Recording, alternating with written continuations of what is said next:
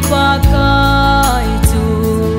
gets mani hona nang leke dingin dil sun atawe apan piding koi maumpo o ipakai tu aman tawe amai atomun thu hindo mu koi ham na be nga hin se zinadi chu in thing pe la a ken be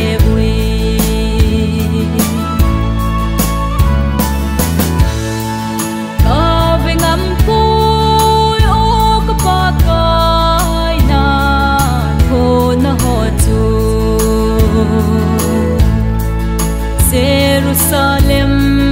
no now aki khomo achun no merin athisan thein kapumin ahum kille kita o ipakai tu aman tawe amai atomun thu hindo mu koi ham na be nga hin se zinadi chu in thing pe la a ken be wi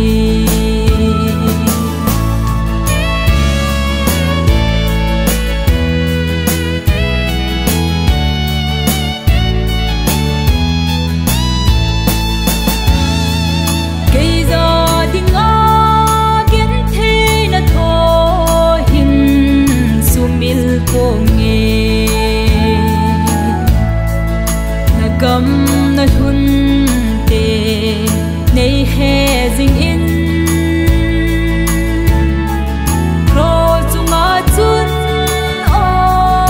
atan ding ko nin thu sagi a se jin atan ta o i pakai chu aman tawe